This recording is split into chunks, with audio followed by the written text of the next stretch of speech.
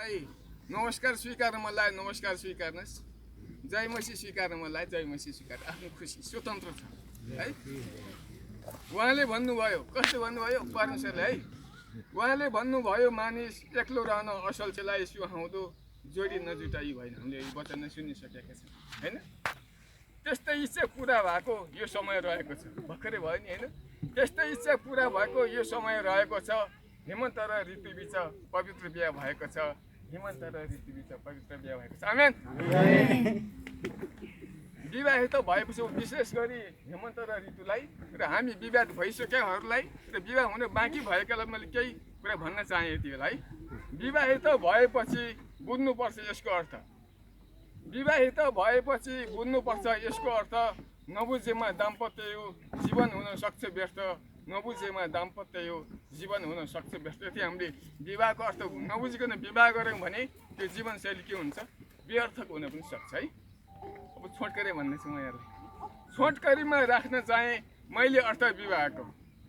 छोटकरीमा राख्न चाहे मैले अर्थ विवाहको हरेकको दम्पतिमा हुनुपर्छ लागु भएको हरेकको दम्पतिमा हुनुपर्छ लागु भएको के रहेछ है त लागु हुनुपर्ने कुरा है बीको अर्थ विश्वास हो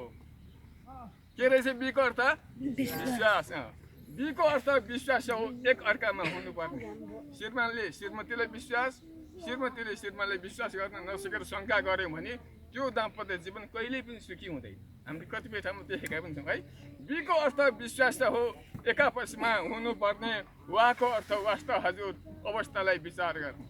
वास्ता सकेको छ कि सकेको छैन कि सन्चै बिसन्चै के छ त्यो कुरामा के गर्नुपर्छ वास्ता गर्नुपर्छ है वाको अर्थ के रहेछ वास्ता हकको अर्थ हकदार दाम्पत्यमा लिने दिने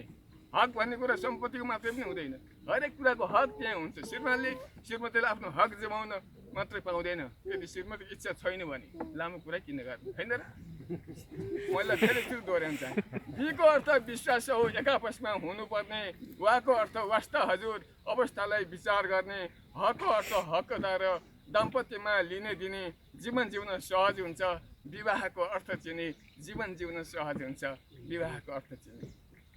हेमन्त र ऋतुले नि विशेष गरी उहाँलाई भन्नु पऱ्यो नि त है हेमन्त र ऋतुले नि यो कुरालाई विचार गरी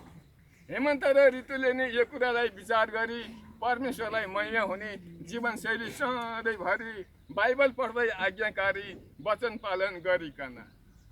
बाइबल पढ्दै आज्ञाकारी वचन पालन गरिकन पवित्र आत्माको अधीनमा रही सधैँ अघि सरिकन परमेश्वरको आशिष कृपा साथै जोडी नमुनाको शुभकामना दिँदछु म यही हो मैले भन्न चाहेको शुभकामना दिँदछु म यही हो मैले भन्न चाहेको हस्त हजुर यति भन्दै अहिले बिदा लिँदछु म जोडी जुटाउने परमेश्वरलाई धन्यवाद दिँदछु म जोडी जुटाउने परमेश्वरलाई धन्यवाद दिन्छु धन्यवाद नमस्कार